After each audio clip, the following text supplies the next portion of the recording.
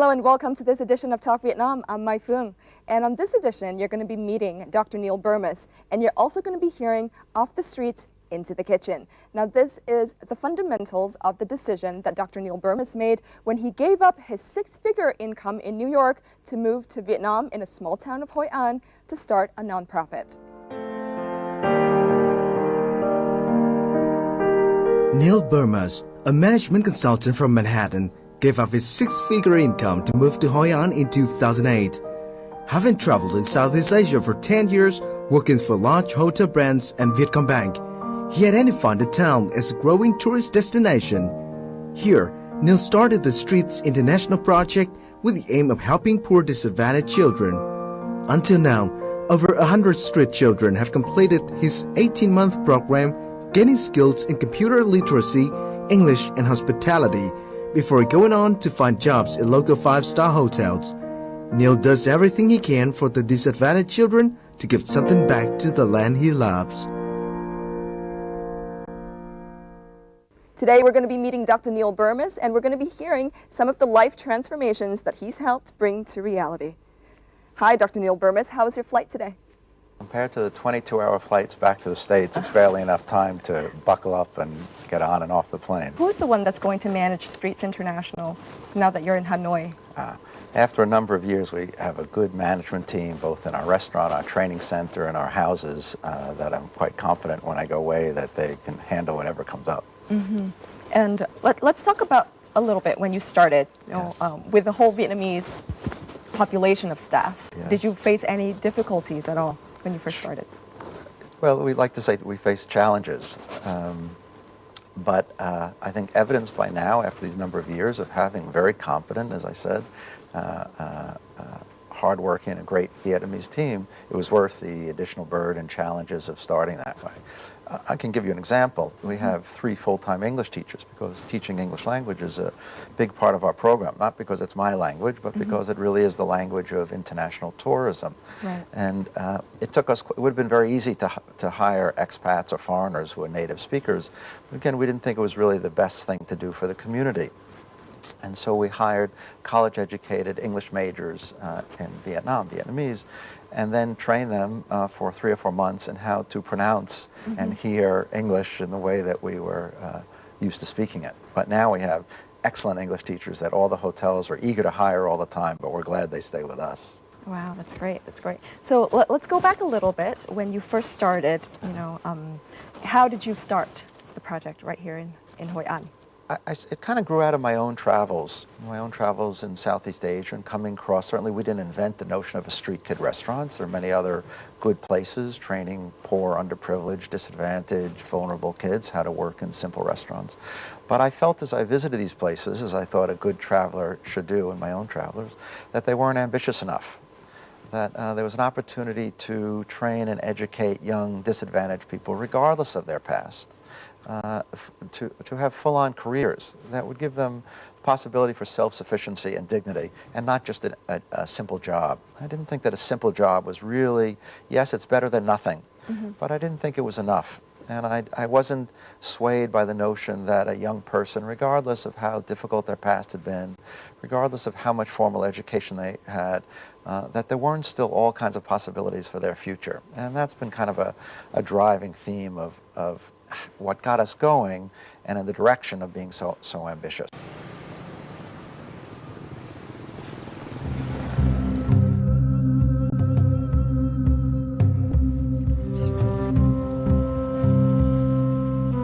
First time I came to Vietnam was over 11 years ago. Of course I knew about poverty and about people being poor, but I never in my life had come across and traveled quite a bit through street kids, really kids living on the streets and begging. And there were a small group of kids, I would say they were 8, 9, and 10 years old. These beautiful dark-eyed kids.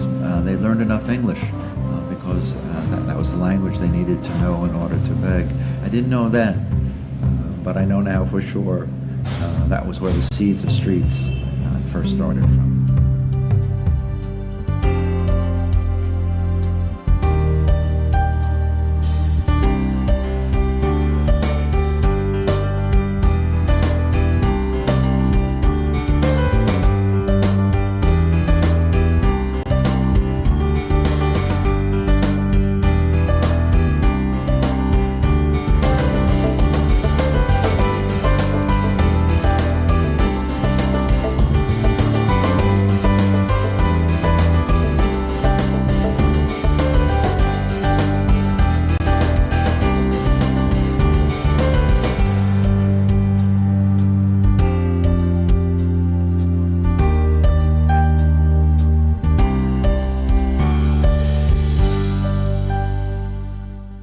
So what makes hospitality a good place for a person's career, in your opinion? Well, I think particularly in so-called developing countries like Vietnam, we know when we study economies that one of the first sectors that takes off in the economy is tourism. So, and this creates kind of a need for human resources, and that creates job possibilities and career possibilities. And one of the responses to that is often to start to import people from other countries, people that have skills or language capabilities.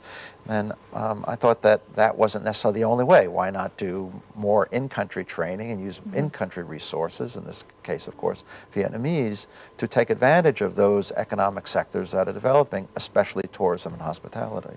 Right. Now let's talk about Streets International. So let's first go into the type of training that Streets International provide for the students. Okay, sure. We have an 18-month program. During the course of the 18 months, we house the young people. We have a house where the boys live and a house where the girls live. We have a very rigorous training program. As I said, we have English language. All the kids have English language class 6 mornings a week starting at 8 o'clock. Then 3 or 4 afternoons a week they have individual private tutoring sessions, and they have 5 to 6, about 5 hours a week required in the computer language lab. That's the English component. So a lot of the time is meant for the quite English a bit training. of time on English, and one of the things that may not be so obvious that we've learned is that we have to teach at least 5 different forms of English. We have to teach really? Irish English and English English and American English, Right. and there's And as there's we know, Asian English, and all Asian. types of English. And actually they sound quite different to the ear. So we use our computer language lab a lot in that regard, so that the young people in our program can start to get at least familiar with and understand the various types of English that they may come across in working in hospitality. So that's the English part, and that is a very, very important part. Then after a short orientation period, all the kids have to decide either they want to train to be professional hospitality people. And in the industry, we call that front of the house. That means they learn how to serve, they learn how to bartend, they learn how to do coffee making, they learn about wine and bar and beverage, about banquets, about a la carte, about buffets, and all of those kinds of things. Or they decide they want to be a professional chef and work in the culinary area. And then after a short orientation period, with a little push from us one way or the other, they spend their time in the classroom 2 to 4 times a week studying that. We have a training center with a teaching kitchen and classrooms, as you and I know them, where they're studying the one area or the other. And then they're apprenticing in the restaurant. In the beginning of the 18 months, very little. In the beginning of the 18 months, standing in the back of the restaurant and being a little bit nervous who are all these tall, loud Westerners.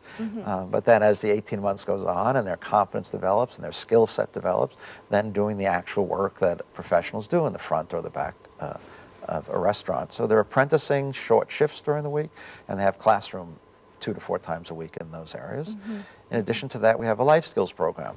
Life skills program meets 3 or 4 times a week. 2 times a week is a recreational program. It's ping pong or badminton or running or calisthenics or jumping rope, all the things to help one maintain their physical fitness, as we all kind of struggle with. Right. And we know how important it is, but we struggle with.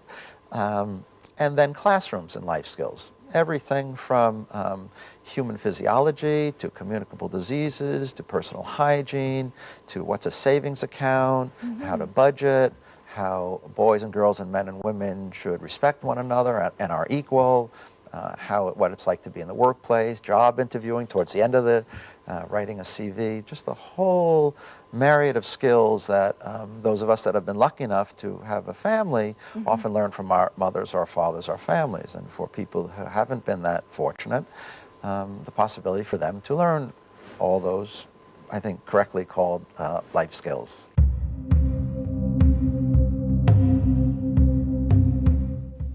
Hạnh has had an unfortunate life. Her mother died when she was in 10th grade, and she, together with her grandmother, has been struggling to earn a living and escape poverty. So Neal Bermas came to her and offered an opportunity that could change her life forever. Hạnh was one among those chosen to attend the training program at Streets International. That means she has a place to learn, to sleep, and to forge the key that could open the door to her future. the most important criteria is that they are terribly poor, not just a little bit poor, but terribly poor, disadvantaged, and vulnerable.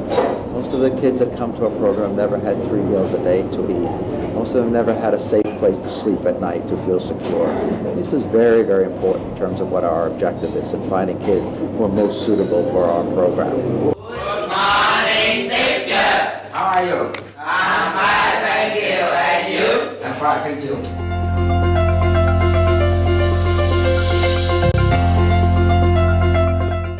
Hank is among dozens of poor kids that were chosen to join the Streets International Program. During the 18-month program, the kids are taught the highest levels of professional service in culinary arts and hospitality. They can also attend extensive English classes, but most importantly, they can get real experience by working in the Streets Restaurant Cafe.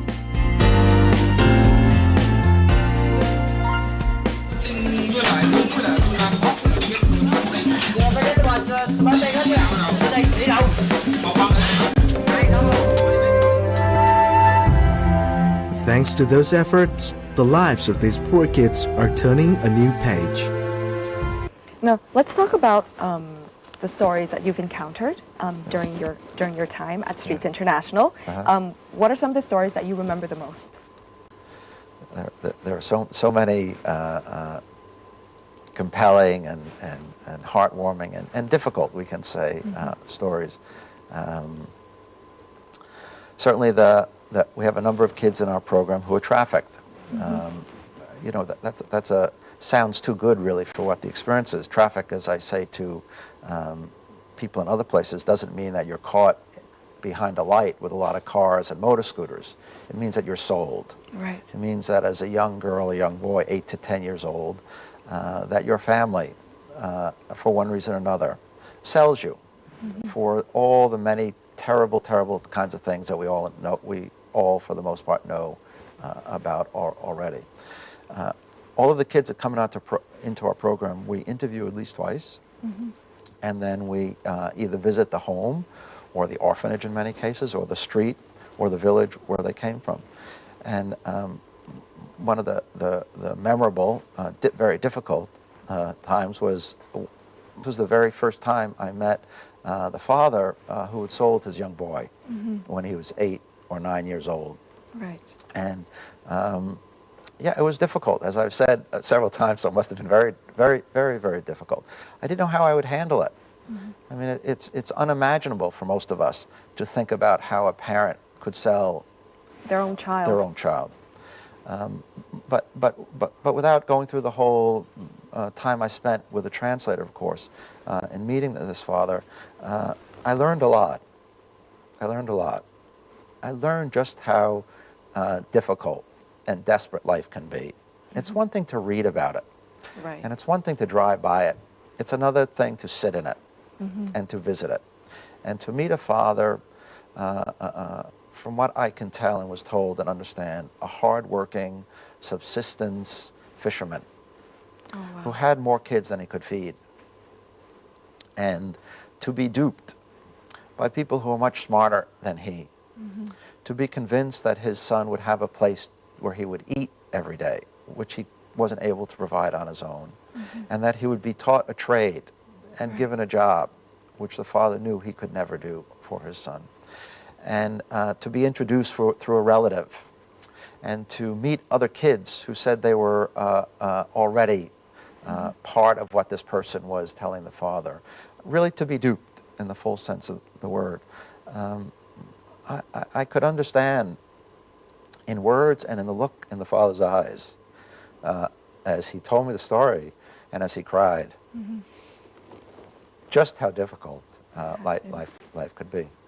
And this boy now is working as a very well-regarded server at the Intercontinental Hotel in Da Nang. So although these stories really are difficult and make all of us cry and hurt, I think the good thing is the transition that we're talking about and where they go up to. So that's a very, very difficult story, certainly. Right. And there are many, many of these stories, almost from all of our kids. When we interview them, you know, it's always a group of us, myself and my colleagues, have to tell you that at various times, we all leave the room with tears in our eyes because these stories, one way or another, just touch us so deeply. We've learned that one of the main focuses of streets training is to help ethnic people as well. Yes. Now, is there a reason why you're helping ethnic people? Sure. How do you approach Sure, that? it's a very purposeful reason. You know, in Vietnam, the same as in my country in the States, the same as in Australia, the ethnic minority people, of course, are the most disadvantaged and the poorest. And so, because we're focused on not just poor, but very poor kids, they certainly are part of that in this country. But sadly also, the ethnic minority kids, many of them, are the most vulnerable and in some cases the most trafficked. Right. And so a young kid like that is easily trafficked because if they're grabbed, Right, nobody can track them. what does the family do? What do they say to the government or the police? They don't have a photo, let alone an identification card or any kind of document. So those kids are, we think, especially vulnerable. And so we decided that spoke to us. We found that very compelling. And so part of our outreach, and each one of our classes now, contains a number of young ethnic minority kids. We have 6 kids from Sapa right now in our program. And we are trying aggressively to open another center in Sapa, because we'd really like to do this. Burgeoning tourism there, lots of possibilities, again, as I spoke about before, in terms of careers and hotels and things. A group of kids that deserve our support. And that's in our planning. And that's kind of why when people listen to me, I don't want them to say, oh, that's really a great guy, he's done wonderful things. Right. I want them to say, what? I could be part of that. I could help do more. It doesn't have to be 20 kids, it could be 40 kids, or 60 kids, or 100 kids, or 1,000 kids. Everybody could be a little bit Neal. And I think that's important, is not just to be touched by this, but help be part of it. Exactly. One of the main focuses of the streets training program is to help ethnic people in the northern mountainous regions of Vietnam. But it's not easy for potential students to convince their families to let them enroll.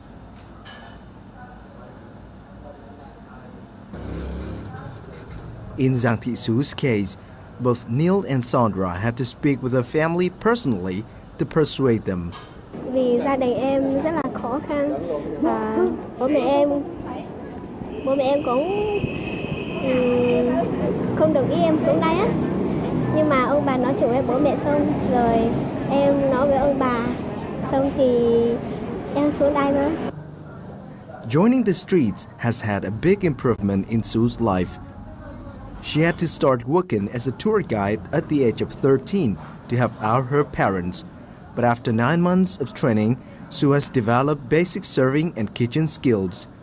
Em thấy em cũng không làm được gì, nhưng mà khi mà em vô nhà hàng làng á, thì em có thể bưng bánh tráng cho khách nè, có thể bưng khăn cho khách và cũng thể làm nước ép trái cây này.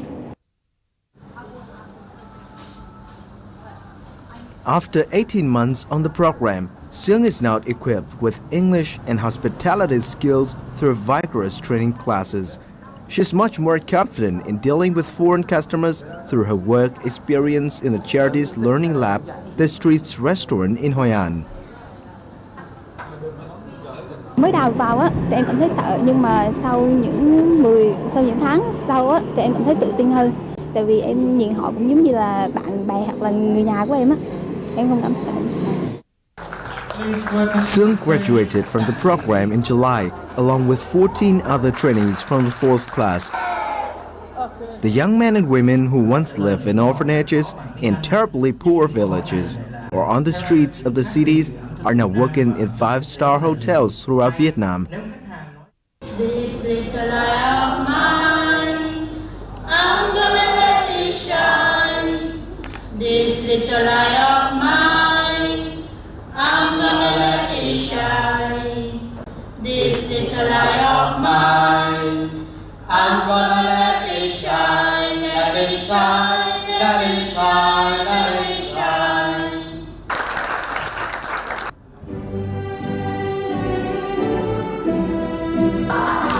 The portraits given to Neil and Sandra in the 4th class graduation ceremony are tokens of the students' appreciation and gratitude for the two saviors in their lives. You have such a diverse group of students, you have Yes. such a diverse group of people. Yes. How do you design a curriculum that can basically allow everyone to learn in 18 months? Well, the curriculum is designed from the standpoint of international standards. So our curriculum for culinary hospitality is really the same as if you went to a school in London or Melbourne or New York or anywhere else. And that's how we developed our curriculums. I developed along with my colleagues at the University in New York and one of the top culinary schools there. So culinary is really international standards. And at the end of the 18 months, in conjunction with the Culinary Institute of New York, all of our trainees get a certificate, as if they'd gone to culinary school in New York, one of the best schools there, Institute of Culinary Education. So developing the curriculum from a standard standpoint, from an education standpoint, was not so difficult. The challenge is, how do you then convey that and transfer that skills and educate and train to people who come, as you quite correctly say, come from a multitude of backgrounds and language sets and thinking ability and mathematical ability. And that's a challenge we face every day of the week, all the time. And I think that the way that we address it is a few things. Right. One, we have a very, very supportive community, the streets community.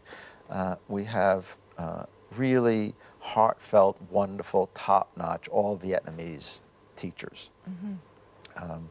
Our training is about, our education, our training is about what's the best way each kid is going to learn. It's not just about lecturing or giving examinations. Some kids learn better by doing. Not just kids, you and I and people in the audience. Some of us learn, we read something, we don't know how to do it. Some of us need to practice if we're talking about something in the kitchen, for instance. Some people can learn about knives by reading them. Other people have to handle them and use them. Right? Other people want to see pictures about them. Some people need to have it repeated 3 or 4 times. Some people need to go to a quiet place and study. Right. And I think, this is really cutting-edge understanding of education. And we're taking all these kind of the best knowledge about how to educate and using all that we possibly can from those thoughts and those techniques and et cetera, in helping and working with and educating the young people that come to our program. And have you ever invited anybody from overseas to come over to help the kids? For example, U.S. chefs. Yes. Yeah, we invite a lot of people from overseas to come over. I'm not a chef by training, my own background, although I know my way around the kitchen pretty well at this point. So our culinary curriculum we developed in concert with a number of chefs in the U.S. at the Institute of Culinary Education in New York. And every 3 or 4 months, we bring another chef, a chef instructor from the U.S. here to spend 2 weeks or a month, sometimes a little bit longer, working with us to kind of review our instructing, to make sure that it's as good as it possibly can be, to work with me on revising our menus perhaps, to get to know the kids and give them a little bit additional tutoring. So we bring quite a few over in that way to help us, particularly on the culinary side of the program. On the culinary side. Yes. I see. Okay, so just before the talk, we did talk a little bit about how some of your students have gone on to open their own chains of restaurants and cafes. So tell us more about those stories. Yes. Keep in mind that the first class just graduated not so long ago, so I think this is just the beginning of some great stories. But we have one young person who graduated in the first class, and he's now gone to be a partner in his own restaurant in Da Nang, a restaurant for tourists as well as for people living in Da Nang. So we're quite proud of him. There's another fellow in the second class who's in the process of opening kind of a high-end coffee cafe in Hue. So I think that's just the start of what we anticipate there will be lots of. I see. And regarding the success of your students, you did say that there's a high percentage of them who ended up working for 5-star hotels and resorts. Almost all. I mean, Almost all are working for the five-star hotels and best restaurants in our area. Mm-hmm. Yeah. Now, there's something that I know that your kids, when they get their first job, they often stay very close to Streets International. Is there a reason for that? Yes. In fact, we didn't do it in the beginning. Now we're kind of making it a requirement. I see. As we reach out and we take kids from all over the country, we're making it a requirement that they agree to stay for at least a year in the Hội An, Da Nang area. Mm-hmm. For one thing, because there's so many outstanding career possibilities because of the development, but also so that we can continue to be a strong support system. So our staff can kind of be in touch with them, so that if they have a problem with their boss, you know, unlike those of us that have been lucky enough to grow up in a family where our mothers or our fathers went to job, and they would come home at dinner and say, oh, I had a terrible time. Oh, my boss is a pain in the neck. But they still went to work the next day. Mm-hmm. Our kids don't know about that. I see. You know, they know about survival. Somebody gives you a terrible time, you go another direction. You don't hang around. Mm-hmm. And so it's very good when they first start out and they have these difficulties, as all of us do in the beginning and maybe some other times as well, with our bosses and with our coworkers and maybe with the policies of employment, that there's a very familiar place that they can go to help them kind of navigate their way through this. Hồ Ngọc Diệu, a trainee with the 2nd Streets class, grew up in an orphanage center in Hue for 10 years before he joined Streets International. He's now working at a 5-star Anantara Hội An resort. Diệu said that he had received much more than he expected from the program.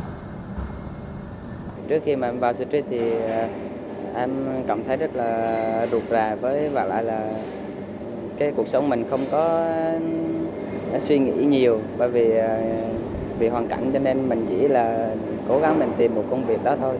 Nhưng mà khi mà đã vào Street thì em cảm thấy học hỏi rất là nhiều, từ không những mà học về chuyên ngành bếp mà còn có thể là học từ những môi trường bên ngoài, như là cũng có người nước ngoài, cho nên xã giao rất là vui. Besides practical skills, he learned several life skills to better equip himself in a working environment.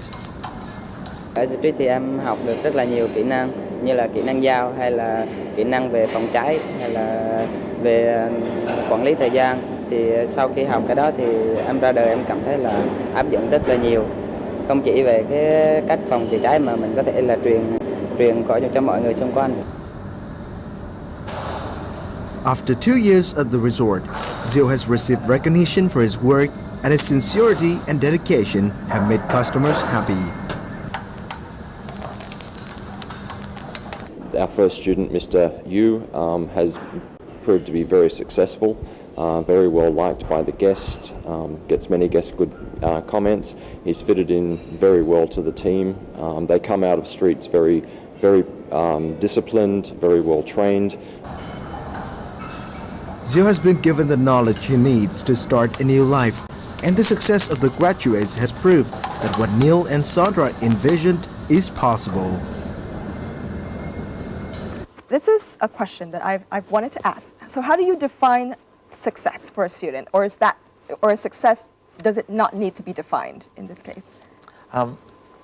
I don't define success for the students. What we want to do is give them the skills and the security and the comfort and the confidence to go out and to be able to develop a career and to define success in whatever way they think is suitable for their lives. Yeah. So it's up to them to define success. Of course we're available for career advice. Right. Of course we give direction. Of course we make suggestions, sometimes stronger than others. But ultimately success needs to be defined by each one of them for their own lives and for their own dignity. I see. So now let's talk about the greatest joy and the greatest frustration in your work. What are some of them? Well, the greatest joy is easy and probably obvious. The greatest joy is seeing kids who, when I meet them, for the most part, have never had 3 meals a day to eat in their entire life. Kids who have been abused and, as we said, trafficked and lived an unimaginable, terrible lives. in a relatively short time, 18 months or 2 years, we know when your kid seems long, but at my stage, rather quick. It goes on just like to that. see the transition Right.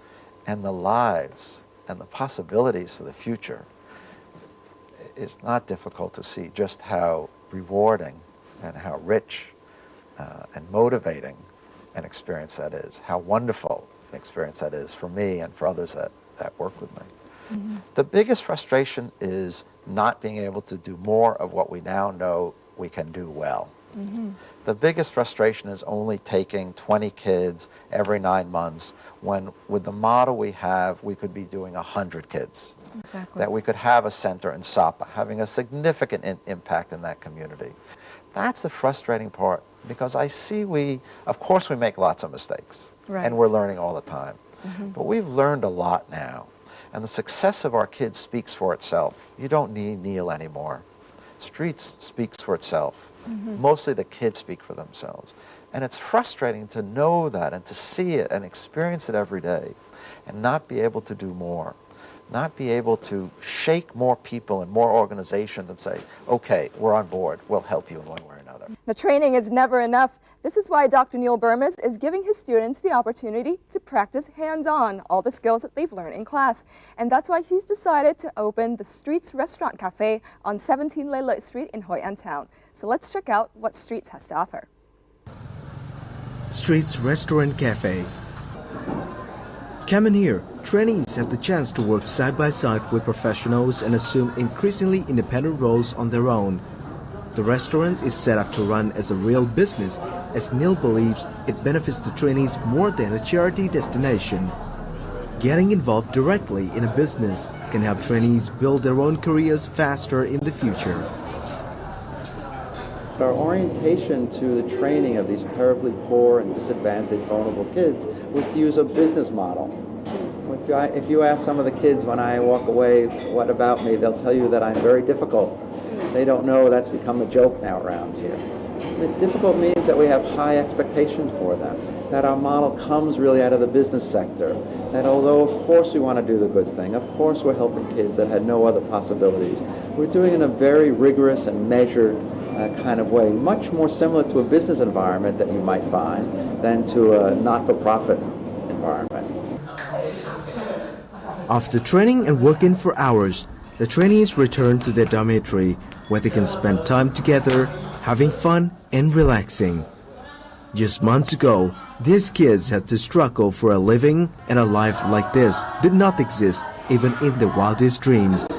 But now they are here, receiving an education that will eventually lead to a job. And at the same time, they can enjoy the atmosphere of a family that many of them have missed. Tell us how the idea of the restaurant came about. Did it come about right at the beginning, or did it come about after you think that, okay, these students need a place to practice their skills? No, it was from the very beginning. Okay. As I mentioned before, when I was kind of doing my research or homework, we might say, when I had the notion of doing this and I was traveling and I went and visited a lot of other places, I thought that the restaurants were good for the most part, but often people went there purely because they have street kid restaurants. I said from the very beginning, I say today, I don't want anybody coming to Streets because they feel sorry for us. Mm-hmm. I want people to come to Streets because the food is excellent and the service is superb. Mm-hmm. One, because as a restaurateur, I like all my restaurants to be there, to be like that. But most importantly, because you can imagine, how does that kid feel? Right.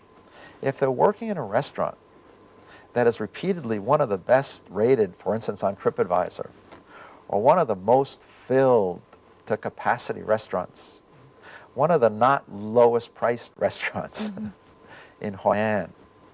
Imagine how that feels to a young person, as we talked about, who's just starting out, to be part of that. The sense of confidence, Exactly. the sense of dignity.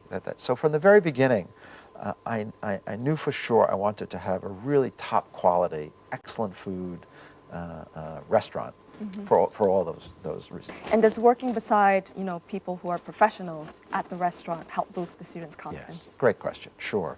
And again, our staff is all Vietnamese. So, and part of that reason, again, of course we always have an executive chef that we hire. And unlike some of the big hotels, I won't hire foreigners. We hire only Vietnamese executive chefs. That's great. And one of the main reasons, not the only reasons, but one of the main reasons again was as a role model. You see some American or somebody from France or Australia. It's not that they're not still a role model, but they look different. Let's just say they look different and they sound different. But if you see a Vietnamese person, you're a Vietnamese kid, they kind of look the same.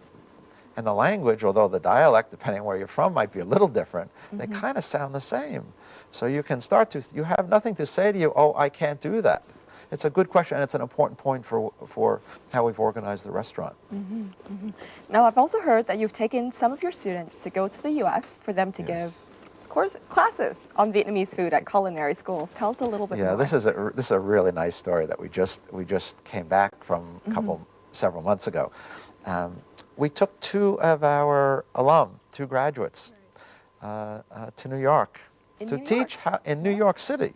Some might say, I don't want to be an arrogant New Yorker, the food capital of the world. I know that I say it, but certainly one of the big food towns. To teach at one of the best culinary schools in the U.S. how to cook bánh xèo, how to make cam ga. Wow, chicken rice. Chicken rice. How to make winter melon soup with shrimp. Wow. To a groups of 30 or 40. And the audience are chefs, I assume. Chefs in training. Wow. That's, as you put it, better than I could, that's wow. That was amazing. To see these kids standing in front in a beautiful studio kitchen, teaching. In English as well, I assume, right? Yes. That's amazing. That's amazing. In English with smiles and joking and with confidence. Just an amazing, amazing experience.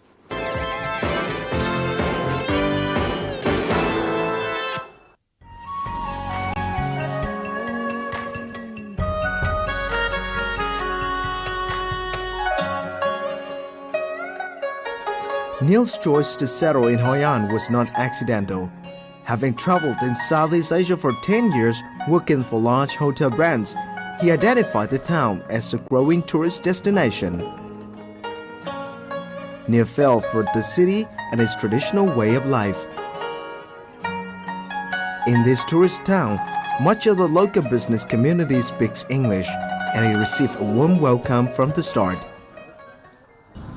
After 5 years in Hội An, most of Neal's friends are now Vietnamese. He formed a particular close bond to Nguyễn Phước Hùng, his landlord at the street's restaurant. Hùng made sure that Neal was well prepared for the restaurant launch by picking an auspicious day for the event, and the friendship has grown and developed over time. Khi mà đưa cho ông Neal là thuê nhà của mình xong á, thì mình thấy ổng thì rất là một người rất là kiểu như là rất hiền lành và có một lòng nhân ái đó, giúp đỡ cho trẻ em đó, thì mình không làm được thì mình cũng để làm thân ổng, để mình có một góp sức thêm vô, dù một góp sức nhỏ thôi để cùng ổng giúp đỡ cho trẻ em. Unlike big cities like Hanoi or Ho Chi Minh City, Hội An does not have a big expat community, so Neal has to blend in with the locals. He makes regular visits to a simple coffee shop in the narrow streets of Hội An. From the group of Vietnamese men playing Chinese chess to the locals having a chat, this basic simplicity helps bring life closer to Neal. He enjoys the contrast Hội An brings compared with his old life in New York.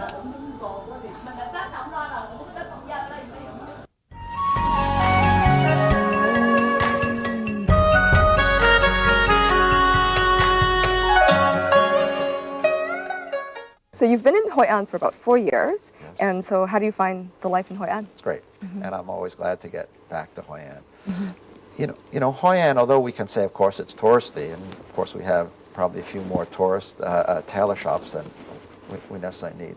But for me, it's still the real Vietnam. If you scratch just a little bit below the surface, it's still the real Vietnam. And if you get on a bicycle and you ride almost any direction for 20 minutes, you can be away from all the tourists. And I like that very much.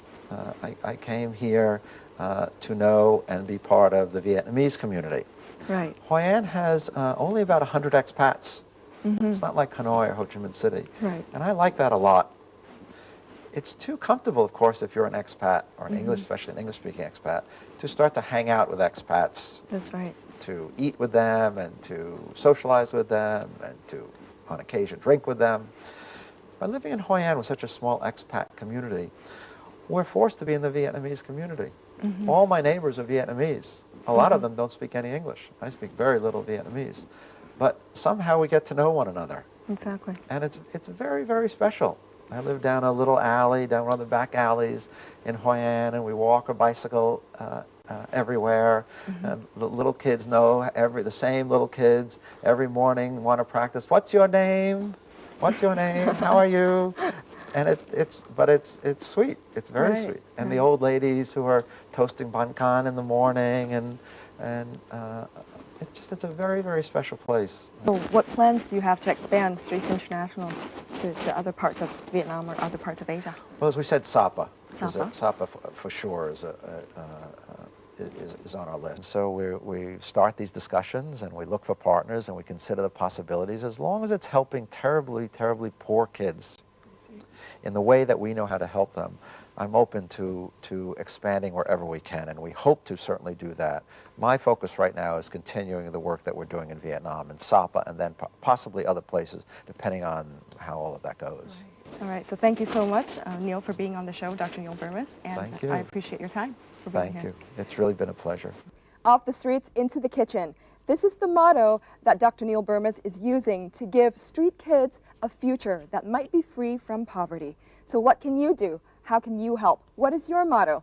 Visit streetsinternational.org. One more time, it's streetsinternational.org to learn more how you can help as well. Thank you so much for being on the show today. I'm Mai Phuong, and I hope to see you next time.